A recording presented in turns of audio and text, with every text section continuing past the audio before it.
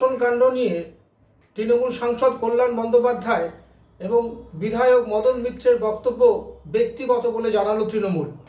অর্থাৎ তাদের যে মন্তব্য ঘিরে চারিদিকে তোলপাড় তৈরি হয়েছে সেইটা দল যে সমর্থন করে না তা তাদের অফিসিয়াল পেজে তারা জানিয়ে দিয়েছে। অর্থাৎ কল্যাণ বন্দ্যোপাধ্যায় এবং মদন মিত্র তারা যেহেতু দীর্ঘদিনের রাজনীতিবিদ, তারা হট করে কেন এরকম ধরনের মন্তব্য করতে গেলেন যে পার্টি অস্বস্তিতে পড়ে যাবে, এরকম কেন মন্তব্য তারা করছেন, এই কারণে মদন মিত্রকে শোকজ করা হয়েছে। কিন্তু কল্যাণ বন্দ্যোপাধ্যায়ের বক্তব্যকে দল সমর্থন করে না এবং এই বক্তব্য তাদের ব্যক্তিগত, এটা স্পষ্ট ভাষায় জানিয়ে দিয়েছে তৃণমূল। আপনারা যখন দেখছেন যে আপনাদের সর্বোচ্চ নেত্রী মমতা বন্দ্যোপাধ্যায় এই বিষয়ে কোনো একটি কথা বলেননি, তিনি শুধু অ্যাকশন নিচ্ছেন। আপনারা যদি লক্ষ্য করেন দেখতে পাবেন পুলিশকে তিনি এমন অ্যাকশন নিতে বলেছেন যে 12 ঘন্টার মধ্যে অভিযুক্ত গ্রেপ্তার হয়ে গেছে। শুধু তাই নয়, আরও আনুষঙ্গিক আরও যাদের নামে অভিযোগ ছিল, এফআইআর নাম হয়েছে, তারা কিন্তু সবাই গ্রেপ্তার হয়েছে। তাহলে আপনাদের সর্বোচ্চ নেত্রী যেখানে সাইলেন্ট রয়েছেন, আপনারা কেন এরকম বেফাস মন্তব্য করছেন?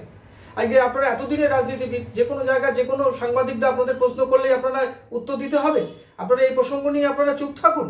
যেখানে দেখছেন যে দল কত একটা সুন্দরভাবে চলছে, প্রত্যেকে নিন্দা করছে, কিন্তু আপনাদের এই মন্তব্য কোথাও গিয়ে একটা মানুষের মনে অন্য একটা পারসেপশন তৈরি করতে পারে, সেগুলো আপনাদের ভাবা উচিত। আপনারা বলছেন এমন এমন কথা যেগুলো বক্তব্যটা মানুষের মনে একটা তীব্র প্রতিক্রিয়া তৈরি করছে। এই কারণে তৃণমূল থেকে স্পষ্ট ভাষায় জানিয়ে দেওয়া হয়েছে যে কল্যাণ বন্দ্যোপাধ্যায় এবং মদন মিত্রের বক্তব্য সম্পূর্ণ ওদের ব্যক্তিগত, দল এটাকে সমর্থন করে না।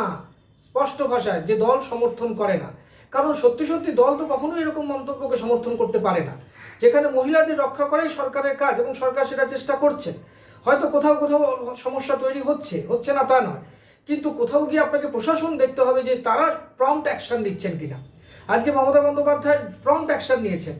আপনারা নিশ্চয়ই দেখেছেন যে 12 ঘন্টার মধ্যে অভিযুক্ত গ্রেপ্তার হয়ে গেছে এবং তার সঙ্গে টিএমসিপির সম্পর্ক ইত্যাদি যাই থাক না থাক, তাদের কিন্তু একজনকেও যে রেয়াত করা হবে না সেটা স্পষ্ট ভাষায় জানিয়ে দিয়েছেন। এবং রাজ্য পুলিশ কি করেছে না, সিট গঠন করেছে, 5 সদস্যের সিট গঠন করা হয়েছে এবং দ্রুত তাদেরকে শাস্তির ব্যবস্থা করা হবে এবং নির্যাতিতাকে গোপন জবানবন্দি দেওয়ার জন্য গতকাল নিয়ে যাওয়া হয়েছে আলিপুর আদালতে। এই সমস্ত যখন প্রক্রিয়া চলছে, আপনারা এমন এমন মন্তব্য করছেন যেগুলোতে পার্টি শুধু তাই নয়, একটা রাজ্যের মানুষের মধ্যে একটা বিরূপ প্রতিক্রিয়া তৈরি হবে।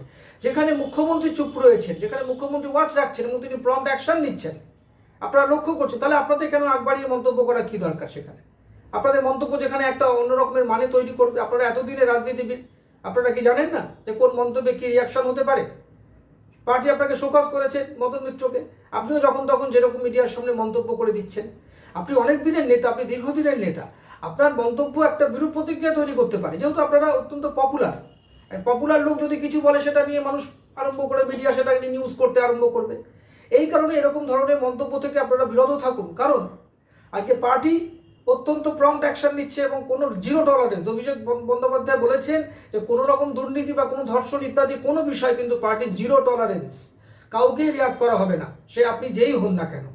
আজকে আপনি যে ওই অভিষেক বন্দ্যোপাধ্যায়ের সঙ্গে ছবি বা অন্যান্যদের সঙ্গে ছবি নিয়ে আপনি যদি মনে করেন যে আপনি ওর থেকে পার পেয়ে যাবেন, তাহলে কিন্তু আপনি ভুল করবেন।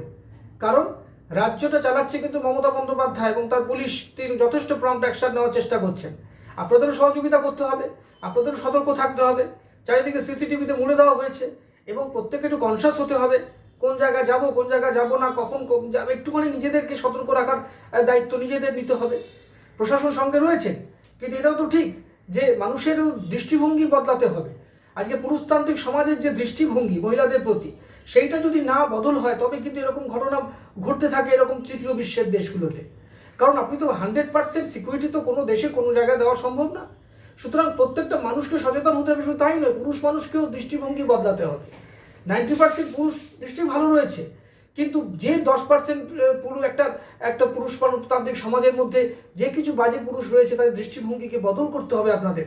তবেই কিন্তু এরকম ধরনের সমস্যা থেকে আমরা বেরিয়ে আসতে পারবো। নমস্কার। আমাদের ভিডিও ভালো লাগলে লাইক ও শেয়ার করুন, কমেন্ট সেকশনে গিয়ে জানান আপনাদের মতামত। আরও ভিডিও পেতে চ্যানেলকে সাবস্ক্রাইব করুন। প্রতি মুহূর্তে খবরের আপডেট পেতে প্রেস করুন বেল আইকন।